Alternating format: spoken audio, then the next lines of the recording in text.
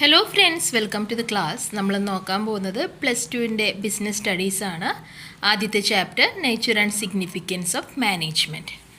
Okay, അപ്പോൾ management എന്താണ്? Management എന്ന് പറയുന്ന ടേം എല്ലാവരും കേട്ടിട്ടുണ്ടാവും അല്ലേ? നമ്മുടെ ചുറ്റുമുള്ള എല്ലാ ഓർഗനൈസേഷനിലും, ഇപ്പോൾ നിങ്ങൾ പഠിക്കുന്ന സ്കൂളായിക്കോട്ടെ, അല്ലെങ്കിൽ നിങ്ങളുടെ അപ്പുറത്തുള്ളൊരു ഹോസ്പിറ്റലായിക്കോട്ടെ, അല്ലെങ്കിൽ നിങ്ങൾ തുണി എടുക്കാൻ പോകുന്ന ഒരു തുണിക്കട ആയിക്കോട്ടെ, എല്ലായിടത്തും എന്തുണ്ടെന്നാണ് പറയുന്നത്? മാനേജ്മെൻറ്റ് ഉണ്ട് എന്നാണ് പറയുന്നത് അല്ലേ?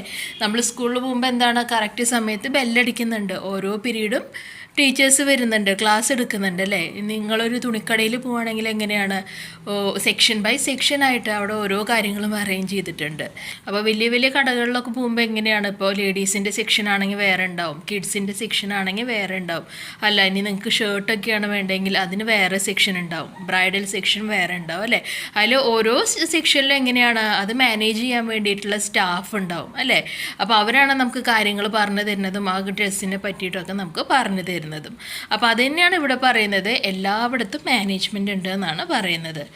ഓക്കെ, അപ്പോൾ നമുക്കതിൻ്റെ മീനിങ് ജസ്റ്റ് ഒന്ന് വായിച്ച് നോക്കാം. Management denotes either an individual or A group of individuals who are entrusted with the responsibilities of running an organization smoothly. Thus, they plan, organize, direct and control the activities in an organization to achieve the objectives. Okay, അപ്പോൾ management എന്ന് പറയുന്ന ഒരു ടേമിൽ എന്തൊക്കെ ഉണ്ട് എന്നാണ് പറയുന്നത്? It denotes either an individual, ഒരാളായിരിക്കാം, അല്ലെങ്കിലോ എ ഗ്രൂപ്പ് ഓഫ് ഇൻഡിവിജ്വൽസ്, ഒരു ഗ്രൂപ്പ് ഓഫ് ഇൻഡിവിജ്വൽസ് ആയിരിക്കാം. എങ്ങനെയാണ് ഒരാളാവുന്നത്? ഒന്ന് ആലോചിച്ച് നോക്കിയേ. നിങ്ങളിപ്പോൾ അടുത്തുള്ളൊരു ഷോപ്പിൽ ഒരു പലചരക്ക് കടയിൽ പോവുകയാണ്. അവിടെ ചിലപ്പോൾ ഒരാളായിരിക്കും എല്ലാ കാര്യങ്ങളും മാനേജ് ചെയ്യുന്നത് അല്ലേ? അയാൾ തന്നെയാവും സാധനങ്ങൾ പാക്ക് ചെയ്യുന്നത്, അയാൾ തന്നെയാവും പൈസ മേടിക്കുന്നത് അല്ലേ? ആ കടയിലേക്ക് വേണ്ട സാധനങ്ങളൊക്കെ എത്തിക്കുന്നത് ആര് തന്നെയായിരിക്കും? ആ ഒരു ഷോപ്പ് കീപ്പർ, ആ ഒരു കടക്കാരൻ തന്നെയായിരിക്കും. അപ്പോൾ ഒന്നുകിൽ മാനേജ്മെൻറ്റ് എന്ന് പറയുന്നത് ഒരാളായിരിക്കാം, അല്ലെങ്കിൽ ഒരു ഗ്രൂപ്പ് ഓഫ് ഇൻഡിവിജ്വൽസ്. ഇപ്പോൾ നേരത്തെ ഞാൻ പറഞ്ഞ പോലെ ഒരു തുണിക്കടയിലൊക്കെ പോവുകയാണെങ്കിൽ എങ്ങനെയാണ്? കുറേ ആൾക്കാരുണ്ടാവും അല്ലേ? അവരൊക്കെ കൂടി ഒരുമിച്ച് പ്രവർത്തിക്കുന്നത് കാരണമാണ് ആ ഒരു കട അങ്ങനെ സക്സസ്ഫുൾ ആയിട്ട് നടന്നു പോകുന്നത്. Okay, entrusted with the responsibilities of running an organization smoothly. ഒരു ഓർഗനൈസേഷൻ്റെ സുഗമമായ പ്രവർത്തനത്തിന് വേണ്ടിയിട്ട് അവരെല്ലാവരും കൂടി ഒരുമിച്ച് വർക്ക് ചെയ്യും എന്നാണ് പറയുന്നത്. പിന്നെ അപ്പോൾ ഇനി അടുത്തതിൽ എന്താ പറയുന്നത്? മാനേജ്മെൻറ്റ് എന്ന് പറഞ്ഞാൽ എന്തൊക്കെ ഉണ്ട് എന്നാണ് പറയുന്നത്? അതിൽ പ്ലാനിങ് ഉണ്ട്, ഓർഗനൈസിങ് ഉണ്ട്, ഡയറക്റ്റിംഗ് ഉണ്ട്, കൺട്രോളിംഗ് ഉണ്ട്. പ്ലാനിങ് എന്ന് പറഞ്ഞാൽ എന്താണ്? ഇപ്പോൾ നമ്മൾ പറയുകയാണ്, ഓക്കെ ഇനി ഓണം വരാൻ പോകുന്നത് അല്ലേ? അപ്പോൾ ഓണം വരുമ്പോഴേക്കും നമുക്ക് ഷോപ്പിൽ കൂടുതൽ വെറൈറ്റീസ്, ഡ്രസ്സിൻ്റെ വെറൈറ്റീസ് കൊണ്ടുവരണം. അപ്പോൾ നമ്മൾ ഓഗസ്റ്റ് ആകുമ്പോഴേക്കും പ്ലാൻ ചെയ്യാണ്, ഇന്ന സെക്ഷനിൽ ഇത്ര ഡ്രസ്സ് വേണം അല്ലേ? അല്ലെങ്കിൽ ഇത്ര രൂപയ്ക്കുള്ള സാധനങ്ങൾ നമ്മൾക്ക് ഈ കടയിലേക്ക് മേടിക്കാം എന്നൊക്കെ പറഞ്ഞിട്ട് അങ്ങനെയുള്ള പ്ലാനുകൾ ചെയ്യുന്നുണ്ടല്ലോ, അതിനെയാണ് പ്ലാനിങ് എന്ന് പറയുന്നത്. പിന്നെ ഓർഗനൈസ് ചെയ്യും. പ്ലാൻ ചെയ്താൽ മാത്രം പോരാ, ഓർഗനൈസിങ്ങിൽ വരുന്നത് എന്തൊക്കെ വർക്കാണ്, എന്തൊക്കെ ആക്ടിവിറ്റീസാണ് നമ്മൾ പെർഫോം ചെയ്യേണ്ടത് അല്ലേ? അപ്പോൾ ഒരേ രീതിയിലുള്ള ആക്ടിവിറ്റീസിനെ ഗ്രൂപ്പ് ചെയ്യുക, അതിനാണ് എന്തെന്ന് പറയുക? ഓർഗനൈസിങ് എന്ന് പറയുക. ഇപ്പോൾ നമുക്ക് റെഡിമെയ്ഡ് ഷോപ്പിൻ്റെ തന്നെ എക്സാമ്പിൾ എടുക്കാം. ബില്ല് ചെയ്യുന്നത് ഒരു സെക്ഷൻ അല്ലേ? പിന്നെ അതുപോലെ തന്നെ നമുക്ക് പാക്ക് ചെയ്ത് തരുന്നത് ഒരു സെക്ഷൻ. അപ്പോൾ അങ്ങനെ സെക്ഷൻ ആയിട്ട് തിരിച്ചിട്ട് ആ ജോലികൾ, ഒരേ രീതിയിലുള്ള ആക്ടിവിറ്റീസിനെ ഗ്രൂപ്പ് ചെയ്യുന്നതിനാണ് നമ്മൾ എന്ത് പറയുന്നത്? ഓർഗനൈസിങ് എന്ന് പറയുന്നത്. നെക്സ്റ്റ് വരുന്നത് എന്താണ്? നിങ്ങൾക്ക് വരുന്ന ഏതാണ്? പിന്നെ നിങ്ങൾക്ക് പറഞ്ഞിട്ടുള്ളത് ഡയറക്റ്റിംഗ് എന്താണ്? ആ പിക്ചറിൽ നോക്കിക്കഴിഞ്ഞാൽ അറിയാം, കണ്ടോ? ഒരാൾ ലീഡ് ചെയ്യുന്നുണ്ട് അല്ലേ? അപ്പോൾ എന്താണ് നമ്മുടെ ഇപ്രാവശ്യത്തെ ഗോൾ? നിങ്ങളുടെ ബേസിക് ആയിട്ടുള്ള ഗോൾ എന്താണ്? ഈ വർഷത്തേക്ക് അല്ലെങ്കിൽ ഈ ഒരു മാസത്തേക്ക് നിങ്ങൾക്ക് എത്ര രൂപയുടെ സെയിൽസ് ആണ് കിട്ടേണ്ടത്? ഇപ്പോൾ 1 ലക്ഷത്തിൻ്റെ ആണോ 2 ലക്ഷത്തിൻ്റെ ആണോ സെയിൽസ് കിട്ടേണ്ടത്? അത് നമ്മൾ തീരുമാനിക്കും അല്ലേ? അത് തീരുമാനിച്ചാൽ മാത്രം പോരാ, ആ തീരുമാനത്തിലേക്ക് നമ്മൾ ഡയറക്റ്റ് ചെയ്യാൻ നമുക്ക് വേണ്ട നമുക്ക് വേണ്ട നിർദ്ദേശങ്ങൾ തരാനൊക്കെ ഒരാൾ മുന്നിലുണ്ടായിരിക്കണം. അപ്പോൾ അതാണ് ഡയറക്റ്റിംഗ് അല്ലേ? എല്ലാ സ്ഥലത്തും ഈ ഡയറക്ഷൻ കൊടുക്കുന്നത് ആരാണ്? ആ ഒരു കമ്പനിയുടെ മാനേജർ ആരാണോ അയാളാണ് തീരുമാനിക്കുന്നത് ഏത് ഡയറക്ഷനിലാണ് നമ്മൾ ഇപ്രാവശ്യം മൂവ് ചെയ്യേണ്ടത്. നമുക്ക് പ്രോഫിറ്റിനാണോ ഇമ്പോർട്ടൻസ് കൊടുക്കേണ്ടത്, അതോ കസ്റ്റമർ സാറ്റിസ്ഫാക്ഷനാണോ ഇമ്പോർട്ടൻസ് കൊടുക്കേണ്ടത്, ഏതിനാണ് ഇമ്പോർട്ടൻസ് കൊടുക്കേണ്ടത് എന്നൊക്കെ നമുക്ക് പറഞ്ഞു തരുന്ന ആരാണ്? നമ്മുടെ മാനേജറാണ്. ഇനി ലാസ്റ്റ് കൺട്രോളിംഗ് ആണ് അല്ലേ? ഇപ്പം നമ്മൾ പറഞ്ഞു ഒരു ഡ്രസ്സ് റെഡിമെയ്ഡ് ഷോപ്പിൽ കുറേ സ്റ്റാഫ് ഉണ്ട് അല്ലേ, കുറേ സ്റ്റാഫ് ഉണ്ട്, അവരെയൊക്കെ ഒത്തൊരുമിച്ച് കൊണ്ടുപോകണം അല്ലേ, അവരെയൊക്കെ കൺട്രോൾ ചെയ്യാൻ ഒരാൾ വേണം. അപ്പോൾ ആ ഒരു കൺട്രോളിങ് എന്ന ഫംഗ്ഷൻ ചെയ്യുന്നത് ആര് തന്നെയാണ്? മാനേജേഴ്സാണ്. നിങ്ങൾ ശ്രദ്ധിച്ചിട്ടുണ്ടെങ്കിൽ കാണാം, ഓരോ ഫ്ലോറിലും ഓരോ ഫ്ലോർ മാനേജേഴ്സ് ഉണ്ടാവും അല്ലേ, ഓരോ സെക്ഷനിലും ഓരോ സെപ്പറേറ്റ് ആയിട്ടുള്ള മാനേജേഴ്സ് ഉണ്ടാവും. അവരാണ് ആ ഫ്ലോറിലെ കാര്യങ്ങൾ മുഴുവൻ നോക്കുന്നത്. ഓക്കെ, അപ്പോൾ അതാണ് പറയുന്നത്, ഡയറക്ഷൻ മാത്രം പോലെ എല്ലാവരും ആ ഡയറക്ഷൻ എന്താണോ നമ്മുടെ കമ്പനിയുടെ എയിം, അതിന് വേണ്ടിയിട്ടാണോ അവർ പ്രവർത്തിക്കുന്നതെന്ന് അറിയാൻ വേണ്ടിയിട്ട് ഒരു കൺട്രോളിങ്ങും വേണം. നിങ്ങളോട് ചിലപ്പോൾ ചോദിക്കാം ഡിഫൈൻ മാനേജ്മെൻറ്റ് എന്ന് ചോദിക്കാം, ഓക്കെ, അല്ലെങ്കിൽ മീനിങ് ഓഫ് മാനേജ്മെൻറ്റ് എന്ന് ചോദിക്കാം. അപ്പോൾ മീനിങ് ഓഫ് മാനേജ്മെൻറ്റ് നിങ്ങൾ ഡെഫിനിഷൻ കൊടുക്കുകയാണെങ്കിൽ ഒരു കാര്യം ആലോചിക്കുക, ആരാണോ ആ ഡെഫിനിഷൻ പറഞ്ഞിട്ടുള്ളത്, മേരി പാക്കറാണ് ഈ ഒരു ഡെഫിനിഷൻ തന്നിട്ടുള്ളത്. അപ്പോൾ ഡെഫിനിഷൻ ആരാണോ തന്നത് അവരുടെ പേര് എഴുതണം. അതുപോലെ തന്നെ ഇങ്ങനെ കോഴ്സിൽ ഇൻവേർട്ടഡ് കോമയിൽ കറക്റ്റായിട്ട് എഴുതണം. Management is the art of getting things done through other people. Okay, നിങ്ങളുടെ ഡെഫിനിഷൻ ആയിട്ടാണ് ആളുടെ പേര് വെച്ചിട്ടാണ് കൊടുക്കുന്നതെങ്കിൽ കറക്റ്റ് ഇതിൽ കാണിച്ചിട്ടുള്ള ലൈൻ എന്താണോ അത് തന്നെ കൊടുക്കണം. അല്ല നിങ്ങൾക്കത് കറക്റ്റ് ഓർമ്മയില്ല എന്നുണ്ടെങ്കിൽ ജസ്റ്റ് ഇതിൻ്റെ മീനിങ് എന്താണോ, ഇപ്പോൾ നമ്മൾ നേരത്തെ പറഞ്ഞില്ലേ ഇത് ടേം മാനേജ്മെൻറ്റ് എന്താണോ അത് എഴുതി വെക്കുക. ഇതും കൂടി നിങ്ങൾക്ക് വെക്കാം, പക്ഷേ ഇൻവേർട്ടഡ് കോമയിലൊന്നും നിങ്ങൾ എഴുതരുത്. ആ ഡെഫിനിഷൻ ആരാണോ പറഞ്ഞത് അവരുടെ പേരും എഴുതരുത്. കറക്റ്റ് ഡിഫൈൻ മാനേജ്മെൻറ്റ് എന്നൊക്കെ പറഞ്ഞു കഴിഞ്ഞാൽ നിങ്ങൾ ഒരു ഡെഫിനിഷനെങ്കിലും പഠിച്ചു വെക്കണം. ഇപ്പോൾ ഈ ഫസ്റ്റ് ഡെഫിനിഷനൊക്കെ എളുപ്പമാണ്, കണ്ടോ, ഇതുപോലെ ആയിരിക്കില്ല ഇനി വരുമ്പോൾ വലിയ, കണ്ടോ, ഇതിൻ്റെ താഴേക്ക് ഡെഫിനിഷൻ കുറച്ചും കൂടി വലുതാണ്. അപ്പോൾ അങ്ങനത്തെ കേസിൽ ചിലപ്പോൾ എല്ലാവർക്കും അത് ഓർമ്മ വയ്ക്കാൻ പറ്റില്ല. അപ്പോൾ അതുകൊണ്ടാണ് ഞാൻ പറഞ്ഞത് ഡിഫൈൻ മാനേജ്മെൻറ്റ് എന്നൊക്കെ പറയുമ്പോൾ കറക്റ്റ് നിങ്ങൾ എഴുതേണ്ടത് എങ്ങനെയാണ്, അത് പറഞ്ഞിട്ടുള്ള ആളാരാണോ അയാളുടെ പേരും കൊടുക്കണം. അതുപോലെ തന്നെ അയാൾ പറഞ്ഞിട്ടുള്ള കാര്യം ഇതുപോലെ ഇൻവേർട്ടഡ് കോമ അല്ലെങ്കിൽ കോഡ്സിലും കൊടുക്കണം. ഓക്കെ, അപ്പോൾ ഈ കൊടുക്കുന്ന ലൈനിൽ യാതൊരു വ്യത്യാസം ഉണ്ടാവാൻ പാടില്ല, അത് അതുപോലെ തന്നെ നിങ്ങൾ എഴുതണം. ഓക്കെ, അപ്പോൾ ഇനി ഇത്രയും ഡീറ്റെയിൽ ആയിട്ട് പറഞ്ഞത് നിങ്ങൾക്ക് മാനേജ്മെൻറ്റ് എന്താണെന്ന് മനസ്സിലാകാൻ വേണ്ടിയിട്ടാണ് ഇത്രയും ഡീറ്റെയിൽ ആയിട്ട് പറഞ്ഞത്. ഇനി നമുക്ക് ഡെഫിനിഷൻ നോക്കാം. എന്താ മേരി പാക്കർ ഫോലറ്റ് പറഞ്ഞിട്ടുള്ളത്? Management is the art of getting things done through other people.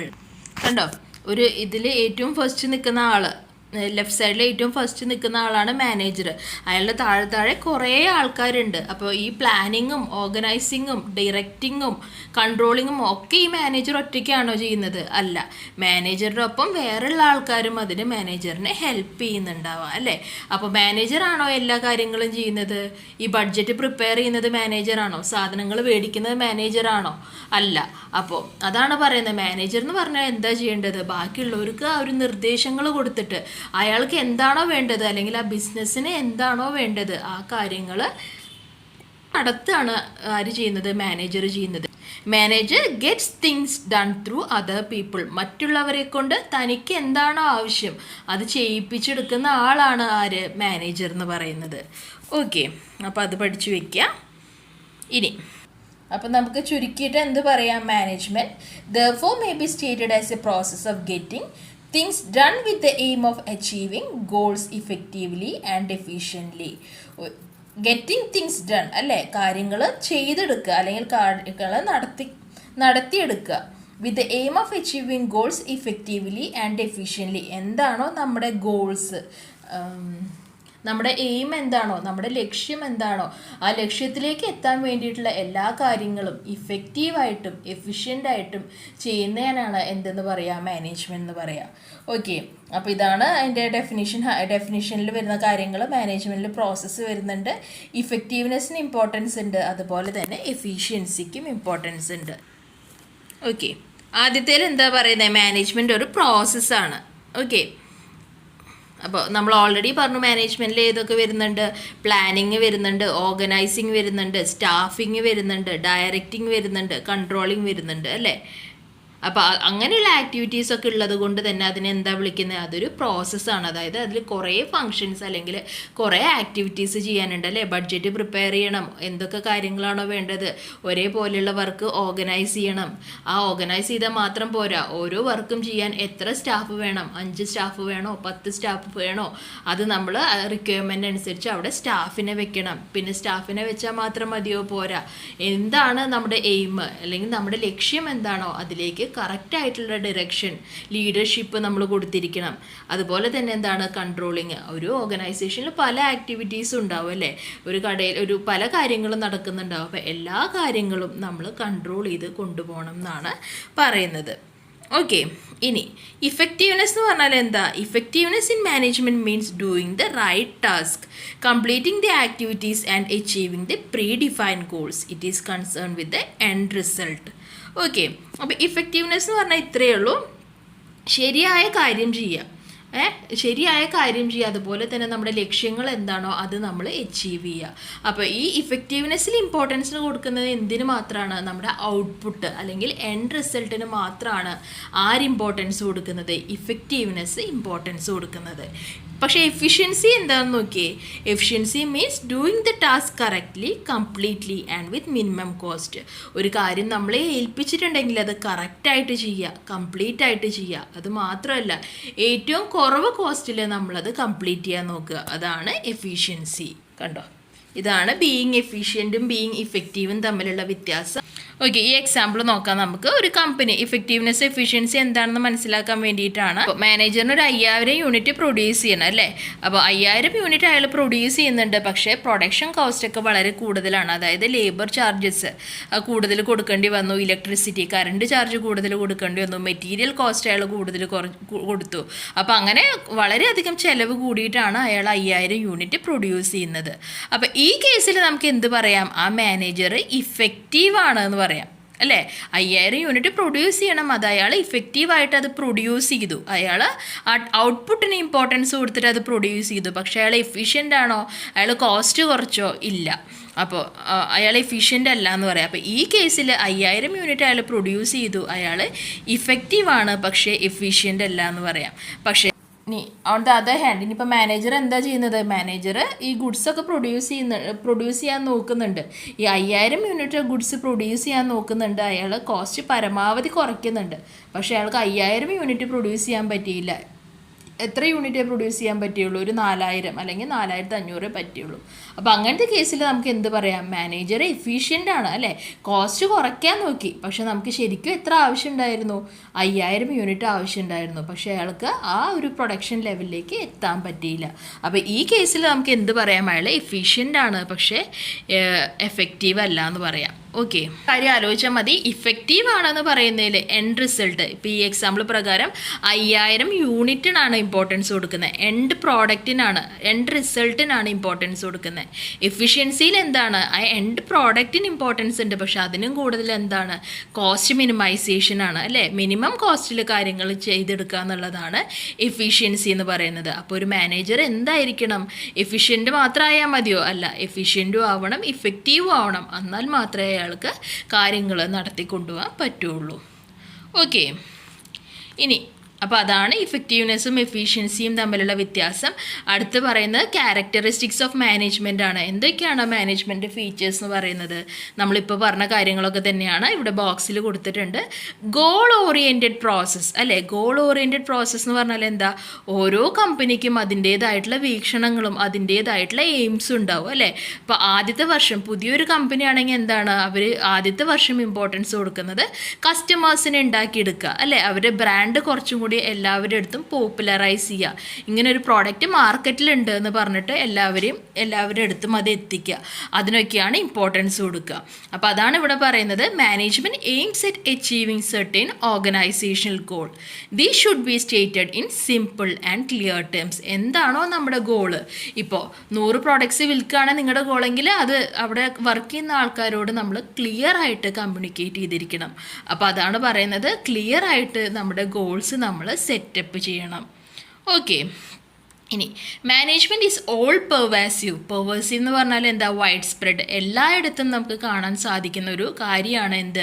Management. ഇപ്പോൾ നേരത്തെ ഞാൻ പറഞ്ഞു നിങ്ങളുടെ സ്കൂളിൽ മാനേജ്മെൻറ്റ് ഉണ്ട് അല്ലേ. കറക്റ്റ് 9:30 4:30 അല്ലെങ്കിൽ ഏതാണോ നിങ്ങളുടെ ടൈം, ആ ഒരു കറക്റ്റ് ടൈമിൽ എല്ലാ പീരീഡ്സും നിങ്ങൾക്കുണ്ട് അല്ലേ. നിങ്ങളുടെ ലഞ്ച് ബ്രേക്ക് വരുന്നുണ്ട്, അങ്ങനെയുള്ള പല കാര്യങ്ങളും വരുന്നുണ്ട്. അപ്പോൾ അതൊക്കെ മാനേജ് ചെയ്യാൻ എന്താണ്? സ്കൂളിലൊരു സെപ്പറേറ്റ് മാനേജ്മെൻറ്റ് ഉണ്ട് അല്ലേ.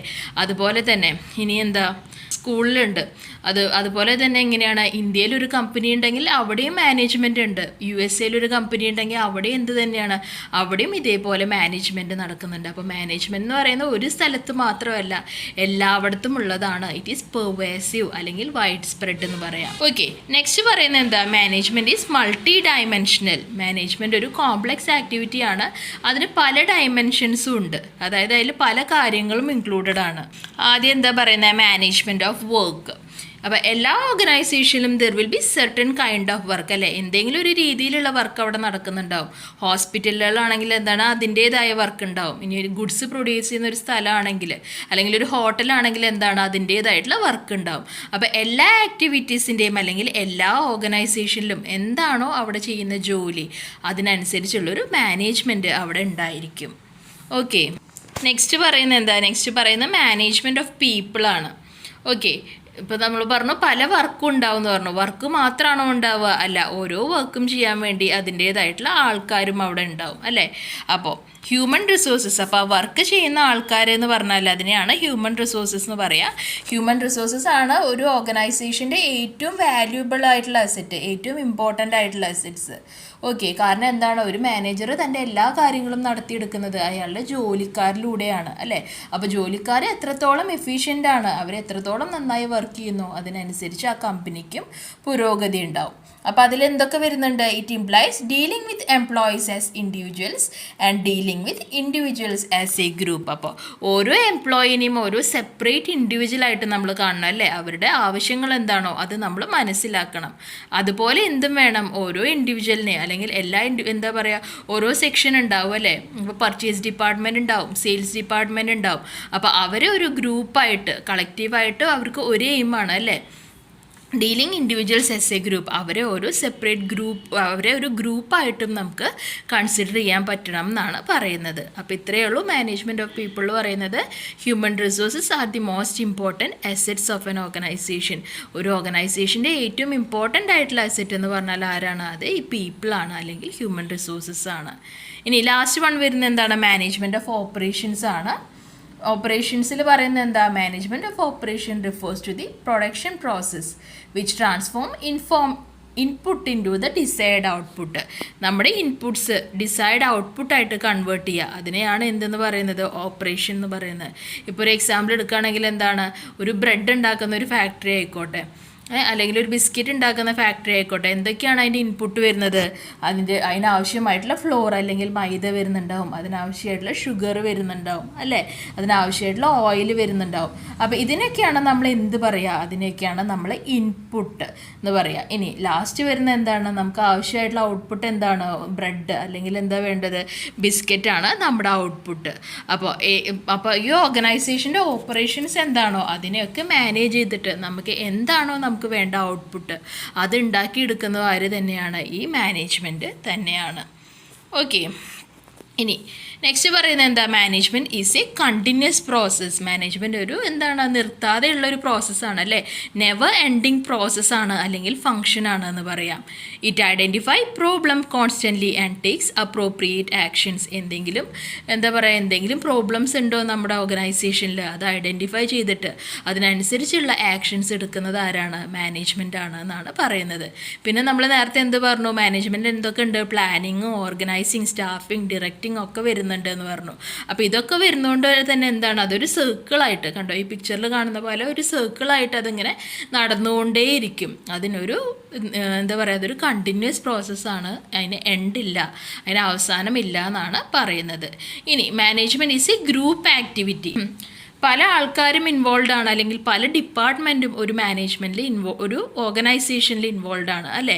അപ്പം പർച്ചേസ് ഡിപ്പാർട്ട്മെൻറ്റ്, സാധനങ്ങൾ മേടിക്കുന്ന ഡിപ്പാർട്ട്മെൻറ്റ് ചെയ്യുമ്പോൾ എന്തായിരിക്കും, ഏറ്റവും കുറവ് വിലയിൽ ആ സാധനങ്ങൾ നമ്മുടെ ഓർഗനൈസേഷനിലേക്ക് എത്തിക്കുക, അല്ലേ. ഇനി സെയിൽസിൻ്റെ വിചാരം എന്തായിരിക്കും, ഏറ്റവും കൂടുതൽ വിൽപ്പന നടത്തുന്നതായിരിക്കും സെയിൽസിന് ആഗ്രഹം. അപ്പോൾ ഓരോ ഡിപ്പാർട്ട്മെൻറ്റും എയിം ചെയ്യുന്നത്, അവർക്ക് ഇൻഡിവിജ്വൽ ആയിട്ടുള്ള എയിംസ് ഉണ്ടായിരിക്കും, അല്ലേ. അപ്പോൾ ഓരോ ഗ്രൂപ്പും വർക്ക് ചെയ്യുന്നത് പ്രത്യേകം എയിംസിന് വേണ്ടിയായിരിക്കും എന്നാണ് പറയുന്നത്. ഓക്കെ, പക്ഷേ അവസാനം വരുമ്പോൾ എന്താണ്, അവസാനം വരുമ്പോൾ എല്ലാവരും വർക്ക് ചെയ്യുന്നത് എന്തിനു വേണ്ടി തന്നെയാണ്, ഒരു ഗ്രൂപ്പായിട്ട് ആ ഒരു കമ്പനിയുടെ ഉന്നമനത്തിന് വേണ്ടിയിട്ടാണ് വർക്ക് ചെയ്യുന്നത്. അപ്പോൾ അതുകൊണ്ടാണ് മാനേജ്മെൻറ്റ് എന്ന് പറയുന്നത് എന്താണെന്ന് പറയുന്ന ഒരു ഗ്രൂപ്പ് ആക്ടിവിറ്റി ആണെന്ന് പറയുന്നത്. ഇനി ആറാമത്തത് management is a dynamic function. അപ്പോൾ management principles and techniques are dynamic in nature. Dynamic എന്ന് പറഞ്ഞാൽ എന്താ, ആവശ്യത്തിനനുസരിച്ച് ഈ മാനേജ്മെൻറ്റ് പ്രിൻസിപ്പിൾസൊക്കെ ചേഞ്ച് ചെയ്യാം. നമ്മൾ നേരത്തെ പറഞ്ഞിരുന്നത് എന്താണ്, മാനേജ്മെൻറ്റ് എന്ന് പറയുന്നത് ഇന്ത്യയിലുണ്ട്, മാനേജ്മെൻറ്റ് എന്ന് പറയുന്നത് USA ഉണ്ട് അല്ലേ. ഇപ്പോൾ ഇവിടെ ഒരു എക്സാമ്പിൾ കൊടുത്തിട്ടുണ്ട്, KFCയുടെ എക്സാമ്പിൾ കൊടുത്തിട്ടുണ്ട്. ഇന്ത്യയിലുള്ള ആൾക്കാരുടെ ടേസ്റ്റ് ആയിരിക്കില്ല US ആൾക്കാരുടെ അല്ലേ. ഇന്ത്യക്കാർ പൊതുവെ എന്താണ് കുറച്ചും കൂടിയും ഒരു സ്പൈസി എരിവൊക്കെ ഉള്ള ഫുഡ് ഇഷ്ടപ്പെടുന്ന ആൾക്കാരാണ്. അപ്പോൾ KFC എന്ത് ചെയ്തു, ഇന്ത്യയിലേക്ക് വന്നപ്പോൾ അതിനനുസരിച്ച് അവരുടെ മെനുവിൽ മാറ്റങ്ങൾ കൊണ്ടുവന്നു എന്നാണ് പറയുന്നത് അല്ലേ. നമ്മൾ സെർവ് ചെയ്യുന്ന കസ്റ്റമേഴ്സ് ആരാണോ അതിനനുസരിച്ചായിരിക്കണം നമ്മൾ ചെയ്യുന്ന ബിസിനസ്സും അല്ലേ. അല്ലാണ്ട് US ഞങ്ങൾ അതാണ് കൊടുക്കുന്നതെന്ന് പറഞ്ഞിട്ട് അതേ ഒരു പ്രോഡക്റ്റ് ഇന്ത്യയിൽ കൊണ്ടുവന്നാൽ നമുക്കത് സക്സസ്ഫുൾ ആവില്ല, ആ കമ്പനി പൂട്ടിപ്പോവേണ്ടി വരും. അപ്പോൾ അതാണ് പറയുന്നത്, മാനേജ്മെൻറ്റ് എന്ന് പറയുന്നത് ഡൈനാമിക് ആണ്. സിറ്റുവേഷൻസിനനുസരിച്ച് മാനേജ്മെൻറ്റിൽ നമ്മൾ ചേഞ്ചസ് വരുത്തും. ഓക്കെ, ഏഴാമത്തെ പറയുന്നത് എന്താണ്, management is an intangible force. Management എന്ന് പറയുന്നത് ഇൻടാഞ്ചിബിൾ ആണ്, നമുക്ക് കാണാൻ പറ്റില്ല. ഇപ്പോൾ നമ്മൾ പറയുന്നുണ്ട് പ്ലാൻ ചെയ്യുന്നുണ്ട്, ഓർഗനൈസ് ചെയ്യുന്നുണ്ട്, കൺട്രോൾ ചെയ്യുന്നുണ്ട് എന്നൊക്കെ നമ്മൾ പറയുന്നുണ്ട് അല്ലേ. പ്രോഫിറ്റ് കൂട്ടണം അല്ലെങ്കിൽ കസ്റ്റമർ സാറ്റിസ്ഫാക്ഷൻ കൂട്ടണം എന്നൊക്കെ നമ്മൾ പറയുന്നുണ്ട്. പക്ഷേ ഈ കസ്റ്റമർ സാറ്റിസ്ഫാക്ഷൻ എന്നൊക്കെ പറയുന്നത് നമുക്ക് കാണാൻ പറ്റുമോ, ഇല്ല. അപ്പോൾ അതാണ് പറയുന്നത്, മാനേജ്മെൻറ്റ് എന്ന് പറഞ്ഞാൽ ഇൻടാഞ്ചിബിൾ ആണ്, നമുക്കത് കാണാനോ തൊടാനോ പറ്റില്ല. ഓക്കെ, അപ്പോൾ ഇതാണ് ക്യാരക്ടറിസ്റ്റിക്സ് ഓഫ് മാനേജ്മെൻറ്റിൽ വരുന്നത്.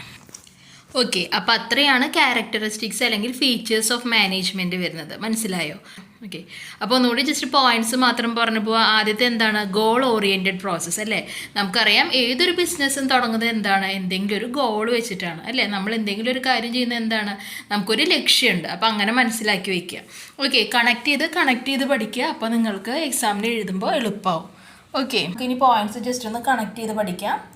ആദ്യത്തെ പോയിന്റ് ഗോൾ ഓറിയൻറ്റഡ് അല്ലേ. എല്ലാ ബിസിനസ്സും ഒരു ലക്ഷ്യത്തിന് വേണ്ടിയിട്ടാണ് പ്രവർത്തിക്കുന്നത് അല്ലേ.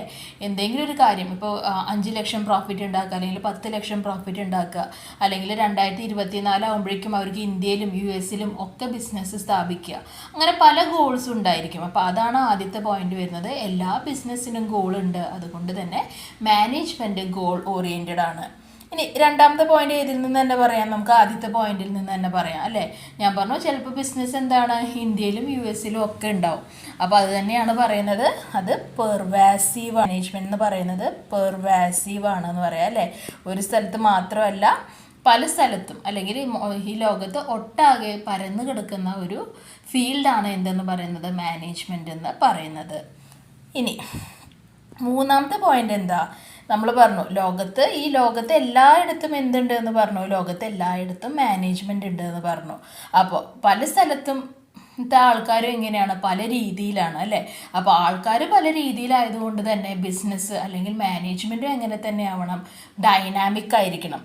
ഡൈനാമിക് എന്ന് പറഞ്ഞാൽ എന്താ, ആവശ്യത്തിനനുസരിച്ച് അതിൽ ചേഞ്ചസ്, അതായത് പല സ്ഥലത്തും ഉള്ള ആൾക്കാർ വ്യത്യസ്തമാണ്. അപ്പോൾ അതുകൊണ്ട് തന്നെ നമ്മുടെ മാനേജ്മെൻറ്റ് സ്റ്റൈലും വ്യത്യസ്തമായിരിക്കണം. നമ്മൾ എക്സാമ്പിൾ പറഞ്ഞത് ഓർക്കുന്നുണ്ടോ, ഏതാണ്, KFCയുടെ എക്സാമ്പിൾ പറഞ്ഞിരുന്നു. ഇന്ത്യൻ മാർക്കറ്റ് കൈയടക്കാൻ വേണ്ടിയിട്ട് അവരുടെ മെനുവിൽ പല മാറ്റങ്ങളും കൊണ്ടുവന്നു. അപ്പോൾ അതിനെയാണ് ഡൈനാമിക് എന്ന് പറയാം. ഇനി എന്ത് പറയാം, നാലാമത്തത് പറയാം, ഡൈനാമിക്കിനോട് കണക്ട് ചെയ്തിട്ട് തന്നെ നമുക്ക് എന്ത് പറയാം, അത് മൾട്ടി ഡൈമെൻഷണൽ ആണ് അല്ലേ. മൾട്ടി ഡൈമെൻഷണൽ ആണെന്ന് പറയാം.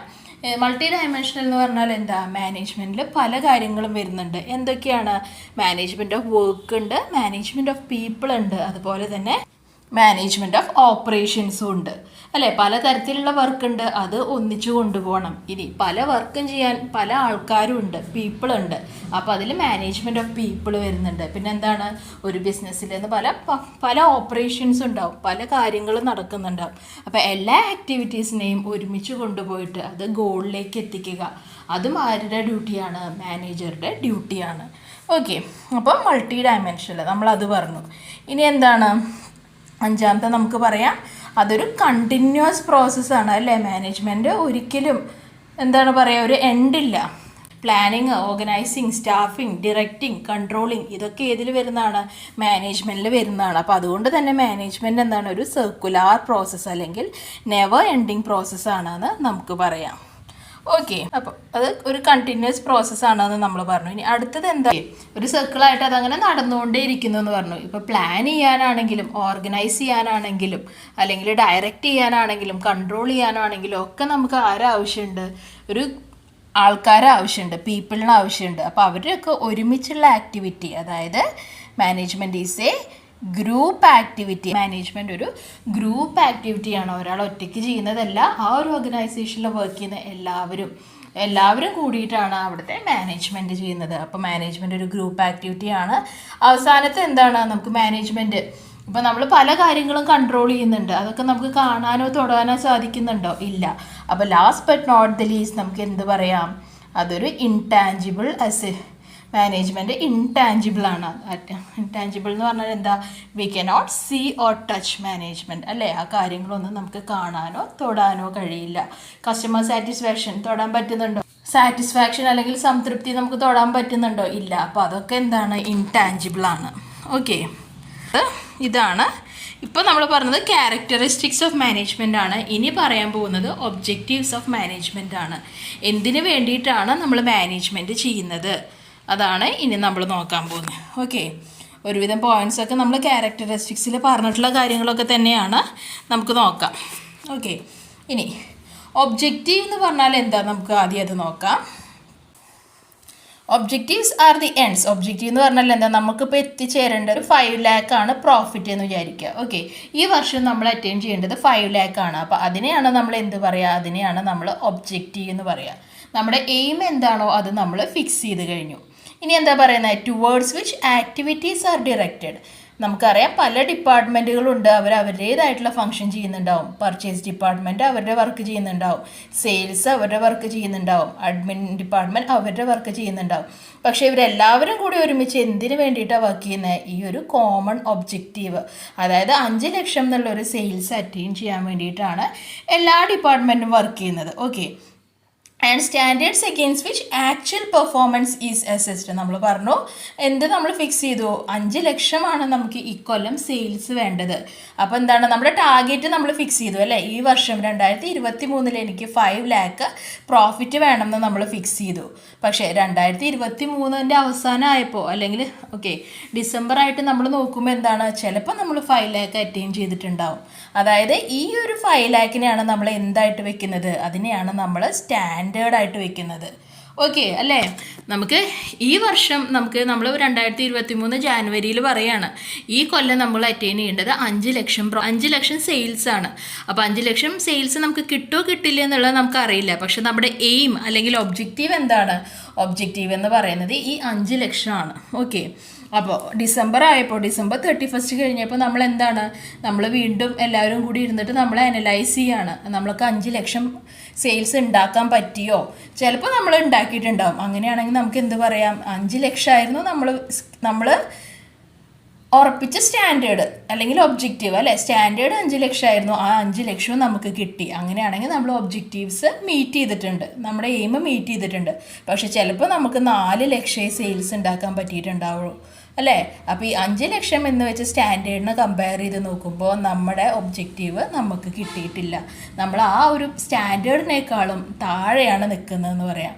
പക്ഷേ ചിലപ്പോൾ ഡിസംബർ ആയപ്പോൾ എന്താണ്, നമുക്ക് ചിലപ്പോൾ 10 ലക്ഷം പ്രോഫിറ്റ് ഉണ്ടായിട്ടുണ്ടാവും. അപ്പോൾ അത് നോക്കുമ്പോൾ എങ്ങനെയാണ് നമ്മൾ എവിടെ കമ്പയർ ചെയ്യുക, നമ്മുടെ ഒബ്ജക്റ്റീവായ 5 lakhനായിട്ടാണ് കമ്പയർ ചെയ്യുക. അത് വെച്ച് നോക്കുമ്പോൾ എന്താണ്, നമുക്ക് ഇരട്ടി, നമ്മൾ ഉദ്ദേശിച്ചതിനേക്കാളും ഇരട്ടി സെയിൽസ് നമ്മൾ ഉണ്ടാക്കിയിട്ടുണ്ട്.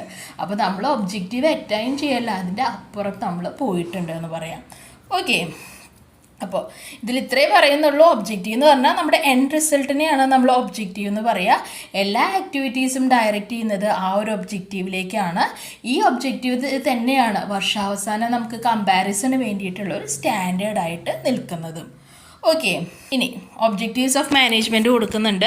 ഏതൊക്കെയാണ്, ഓർഗനൈസേഷണൽ ഒബ്ജക്റ്റീവ്സ് ഉണ്ടാവാം, സോഷ്യൽ ഒബ്ജക്റ്റീവ്സ് ഉണ്ടാവാം, പേഴ്സണൽ ഒബ്ജക്റ്റീവ്സ് ഉണ്ടാവാം. ഒന്ന് ആലോചിച്ച് നോക്കിയേ, ഏതൊരു മാനേജ്മെൻറ്റും ഏതൊരു ബിസിനസ്സിനും എന്തുണ്ടാവും, ആ ബിസിനസ്സിൻ്റേതായിട്ടുള്ള ഒബ്ജക്റ്റീവ് അല്ലേ. അപ്പോൾ ഓർഗനൈസേഷണൽ ഒബ്ജക്റ്റീവ് ഉണ്ടാവും, അതാണ് ആദ്യം പറയുന്നത്. പിന്നെന്താണ്, ഓരോ ബിസിനസ്സും വർക്ക് ചെയ്യുന്നത് എവിടെയാണ്, ഒരു സൊസൈറ്റിയിലാണ് അല്ലേ. ഒരു സൊസൈറ്റിയിലാണ് വർക്ക് ചെയ്യുന്നത്, അപ്പോൾ അതിന് എന്തുണ്ട്, സോഷ്യൽ ഒബ്ജക്റ്റീവ്സ് ഉണ്ട്. പിന്നെ ലാസ്റ്റ് വൺ എന്താണ്, ഓരോ ബിസിനസ്സും ഓൺ ചെയ്യുന്നത് പേഴ്സൺസ് ആണ് അല്ലേ, അപ്പോൾ അവർക്ക് പേഴ്സണൽ ഒബ്ജക്റ്റീവ്സ് ഉണ്ടാവും. ഇനി ഓർഗനൈസേഷണൽ ഒബ്ജക്റ്റീവ്സ് എന്തൊക്കെയാവാം, ബിസിനസ് സാധാരണ എന്തിനു വേണ്ടിയിട്ടാണ് നിലകൊള്ളുന്നത്, ഒബ്ജക്റ്റീവ് എന്താണ്, സർവൈവലാണ്.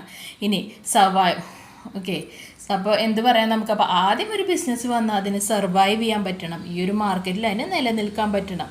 നിങ്ങൾ തന്നെ നോക്കിക്കഴിഞ്ഞാൽ അറിയാം, പല പ്രോഡക്ട്സിൻ്റെയും അഡ്വർടൈസ്മെൻ്റ് ഒക്കെ അത് ഇറങ്ങുന്ന സമയത്തൊക്കെ നമ്മൾ ടി വിയിൽ വല്ലാണ്ട് കാണും അല്ലേ, കുറേ നമ്മൾ കാണും. പക്ഷേ കുറച്ച് കഴിയുമ്പോഴേക്കും എന്താണ്, ചിലപ്പോൾ നമുക്ക് ആ ഒരു പ്രോഡക്റ്റേ ഉണ്ടാവില്ല മാർക്കറ്റിൽ.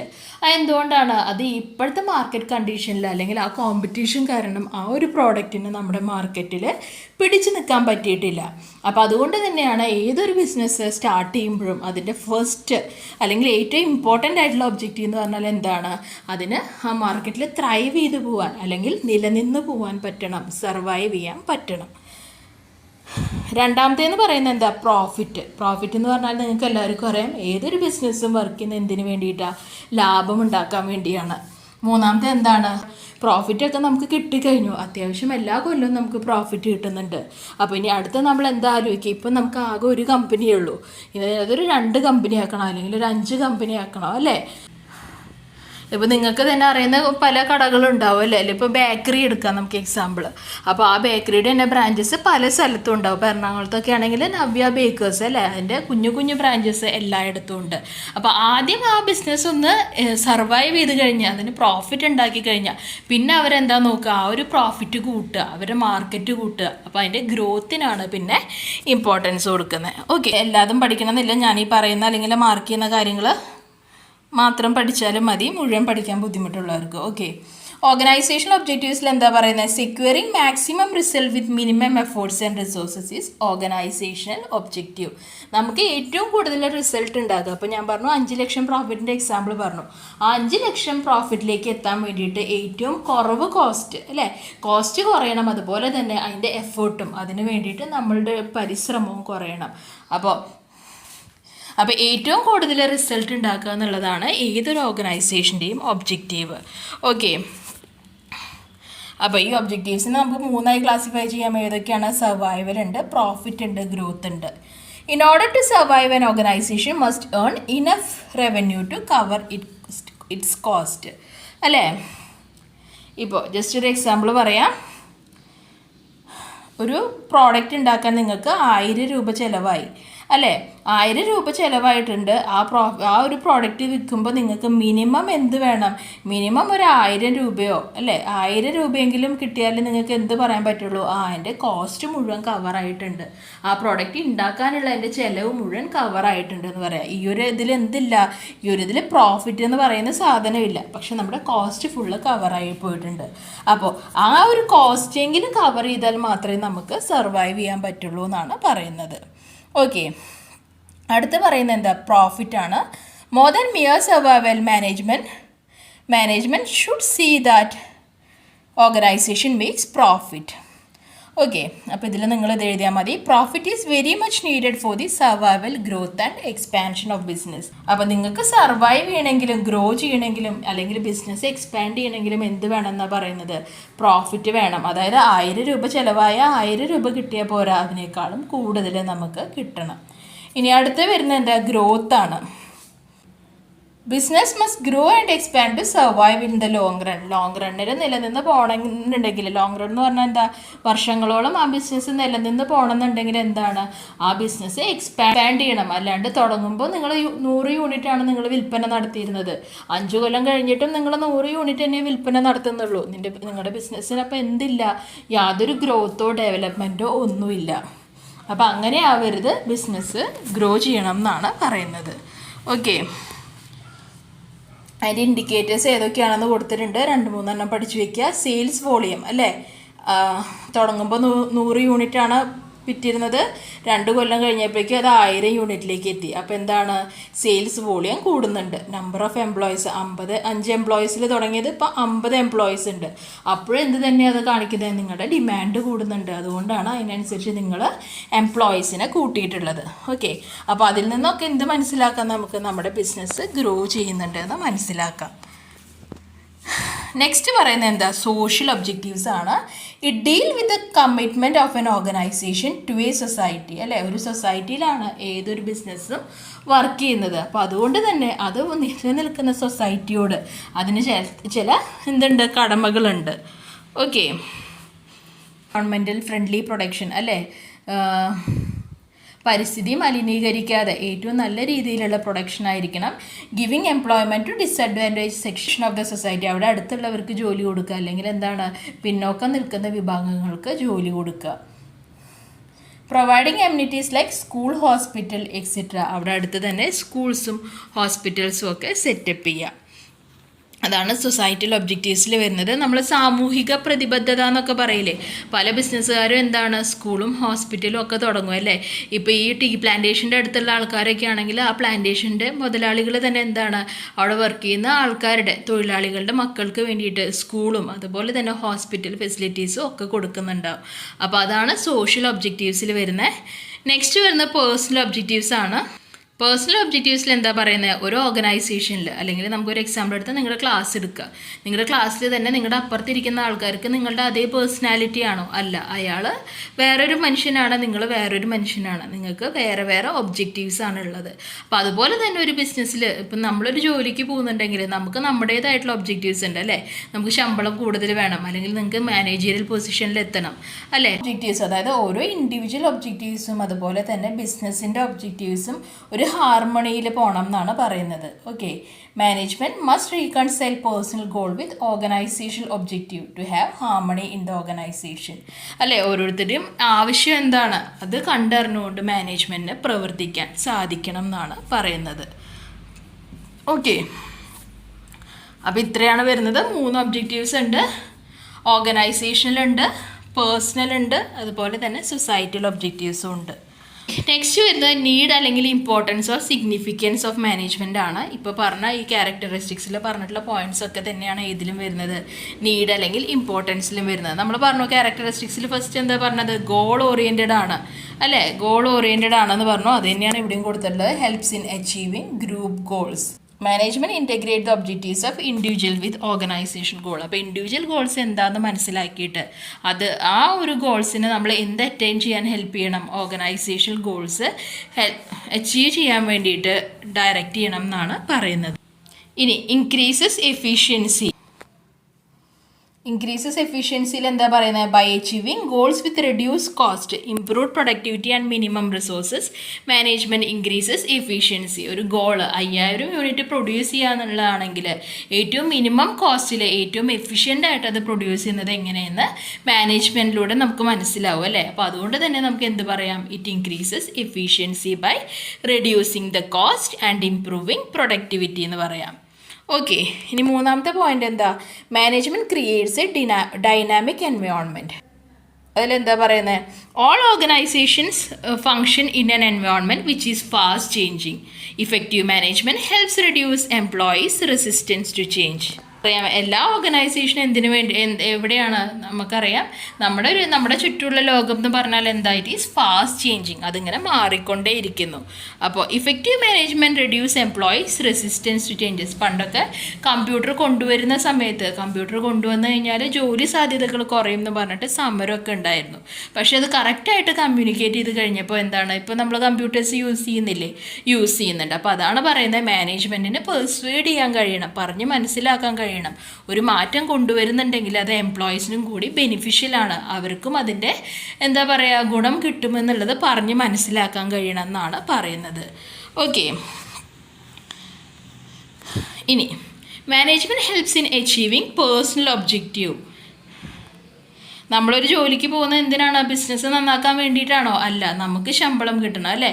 നമ്മൾ ഗ്രോ ചെയ്യണം. നമ്മൾ ഓർഗനൈസേഷൻ ലെവലിൽ ഇപ്പോൾ നമ്മളൊരു സ്റ്റാർട്ടിംഗ് ലെവൽ ഒരു ട്രെയിനി ആയിട്ടാണ് കയറുന്നതെങ്കിൽ നമുക്ക് സ്ഥിരമായിട്ടുള്ളൊരു ജോബ് വേണം, അല്ലെങ്കിൽ ഒരു മാനേജീരിയൽ പൊസിഷനിലേക്ക് എത്തണം അല്ലേ? അപ്പോൾ അതിനെയാണ് പേഴ്സണൽ ഒബ്ജക്റ്റീവ്സ് എന്ന് പറയുക. അപ്പോൾ a manager in the organisation leads the team by motivating them to achieve organisational objective. അപ്പോൾ ഈ ഒരു മാനേജർ എന്ത് ചെയ്യണം? ഇപ്പോൾ മാനേജർ കുറേ നാൾ വർക്ക് ചെയ്യുമ്പോൾ നമുക്കറിയാമല്ലോ ഓരോ പേഴ്സണും എങ്ങനെയാണ്, അയാളുടെ ആവശ്യം എന്താണെന്ന് നമുക്കറിയാം. അപ്പോൾ മാനേജർ എന്ത് പറയണം? ഇപ്പോൾ ഒരു സെയിൽസ് പേഴ്സൺ ആണ്, അയാൾക്ക് ശമ്പളം കൂടുതലാണ് കിട്ടണമെങ്കിൽ ഒരു മാനേജർ എന്ത് പറയണം? നീ ഈ മാസം ഒരു 5000 യൂണിറ്റ് കൂടുതൽ വിറ്റ് കഴിഞ്ഞാൽ നിനക്ക് ഞാൻ ഇത്ര പെർസെൻറ്റേജ് അതിൻ്റെ കമ്മീഷൻ തരാം, അല്ലെങ്കിൽ നിൻ്റെ ശമ്പളം ഇത്ര ഞാൻ കൂട്ടി തരാം എന്ന് പറയാണ്. അപ്പോൾ അതിലൂടെ മാനേജർ എന്താ ചെയ്യുന്നത്? കമ്പനിക്ക് ഗ്രോത്ത് ഉണ്ടാവുന്നുണ്ടോ? ഉണ്ട് അല്ലേ? കമ്പനിയുടെ സെയിൽസ് 5000-ൽ നിന്ന് 10,000 ഉണ്ടാവും. അപ്പോൾ അതുപോലെ തന്നെ ആരും ഗ്രോ ചെയ്യുന്നുണ്ട്? ആ എംപ്ലോയിയും ഗ്രോ ചെയ്യുന്നുണ്ട്. അയാൾക്ക് 10,000 രൂപയാണ് സാലറി എങ്കിൽ അയാൾക്ക് അടുത്ത മാസം അത്രയും വിറ്റ് കഴിഞ്ഞാൽ 15,000 രൂപ സാലറി കിട്ടും. അപ്പോൾ എന്താണ്? പേഴ്സണൽ ഗോൾസും അച്ചീവ് ചെയ്യുന്നുണ്ട്, അതുപോലെ തന്നെ ഓർഗനൈസേഷണൽ ഗോൾസും അറ്റൈൻ ചെയ്യുന്നുണ്ട്. ഓക്കെ, ഇനി അവസാനത്തെ വരുന്നത് എന്താണ്? Management help in development of the society. നമ്മൾ പറഞ്ഞു ഏതൊരു ബിസിനസ്സും നിലകൊള്ളുന്നത് സൊസൈറ്റിയിലാണ് അല്ലേ? ഇപ്പം നമ്മൾ നേരത്തെ പറഞ്ഞ കാര്യങ്ങളൊക്കെ തന്നെയാണ്, അത് തന്നെ മാർക്ക് ചെയ്യാം. എന്താണ്? It includes environmental friendly production method അല്ലേ? പരിസ്ഥിതി സൗഹൃദമുള്ള മെത്തേഡ്സ് യൂസ് ചെയ്യുക, എംപ്ലോയ്മെൻറ്റ് ഓപ്പർച്യൂണിറ്റീസ് കൊടുക്കുക, സ്കൂൾസ് ഹോസ്പിറ്റൽസ് എന്നിങ്ങനെയുള്ള എമ്യൂണിറ്റീസ് എന്ന് പറഞ്ഞാൽ ഫെസിലിറ്റീസൊക്കെ നമ്മൾ പ്രൊവൈഡ് ചെയ്യണം. ഓക്കെ, ഒന്നുകൂടി പറയാം ഏതൊക്കെയായിരുന്നു പോയിന്റ് എന്ന്. ഫസ്റ്റ് നമ്മൾ പറഞ്ഞു ഇമ്പോർട്ടൻസ് ഓഫ് മാനേജ്മെൻറ്റിൽ ഗ്രൂപ്പ് ഗോൾസ് അച്ചീവ് ചെയ്യാൻ ഹെൽപ്പ് ചെയ്യും, എഫിഷ്യൻസി കൂട്ടാൻ ഹെൽപ്പ് ചെയ്യും, ഒരു ഡൈനാമിക് എൻവയോൺമെൻറ്റ് ക്രിയേറ്റ് ചെയ്യാൻ ഹെൽപ്പ് ചെയ്യും, പേഴ്സണൽ ഒബ്ജക്റ്റീവ്സ് എന്താണോ അത് അറ്റൈൻ ചെയ്യാൻ ഹെൽപ്പ് ചെയ്യും, ഡെവലപ്മെൻറ്റ് ഓഫ് സൊസൈറ്റിയുടെ ഓവറോൾ ഡെവലപ്മെൻറ്റിന് വേണ്ടിയിട്ടും അത് ഹെൽപ്പ് ചെയ്യും. ഓക്കെ, അപ്പോൾ ഇത്രയാണ് ഞാൻ ഈ ഒരു വീഡിയോയിൽ ഇൻക്ലൂഡ് ചെയ്തിട്ടുള്ളത്. മാനേജ്മെൻറ്റ് എന്താണ്, അതിൻ്റെ ഡെഫിനിഷൻ നമ്മൾ നോക്കി, ക്യാരക്ടറിസ്റ്റിക്സ് നോക്കി, മാനേജ്മെൻറ്റ് ഇമ്പോർട്ടൻസ് നോക്കി, മാനേജ്മെൻറ്റ് ഒബ്ജക്റ്റീവ്സ് നോക്കി. ഓക്കെ, അപ്പോൾ ഇത്രയാണ് ഞാൻ ഈ ഒരു വീഡിയോയിൽ ഇൻക്ലൂഡ് ചെയ്തിട്ടുള്ളത്. ബാക്കി ഭാഗം ഞാൻ മറ്റൊരു വീഡിയോ ആയിട്ട് അപ്ലോഡ് ചെയ്യാം. ക്ലാസ് കണ്ടു കഴിഞ്ഞിട്ട് നിങ്ങൾക്ക് എന്തെങ്കിലും ചേഞ്ചസ് ഈ ക്ലാസ്സിൽ കൊണ്ടുവരണം എന്നുണ്ടെങ്കിൽ, ഇനിയിപ്പോൾ എക്സ്പ്ലനേഷൻ കൂടുതലാണ്, ഇത്ര എക്സ്പ്ലനേഷൻ വേണ്ട, കുറച്ച് ചെയ്താൽ മതി എന്നുണ്ടെങ്കിൽ ആ കാര്യങ്ങളൊന്ന് കമൻറ്റ് ചെയ്യുക. അപ്പോൾ അതിനനുസരിച്ച് ഇനി വരുന്ന വീഡിയോസ് ഞാൻ അപ്ലോഡ് ചെയ്യാം. ഓക്കെ, അപ്പോൾ ഇത്രയാണ് ഇന്നത്തെ ക്ലാസ് വരുന്നത്. ക്ലാസ് ഇഷ്ടപ്പെട്ടാൽ ലൈക്ക് ചെയ്യൂ, സബ്സ്ക്രൈബ് ചെയ്യൂ, തീർച്ചയായും നിങ്ങളുടെ ഫ്രണ്ട്സിനും കൂടി ഒന്ന് ഷെയർ ചെയ്ത് കൊടുക്കൂ. താങ്ക്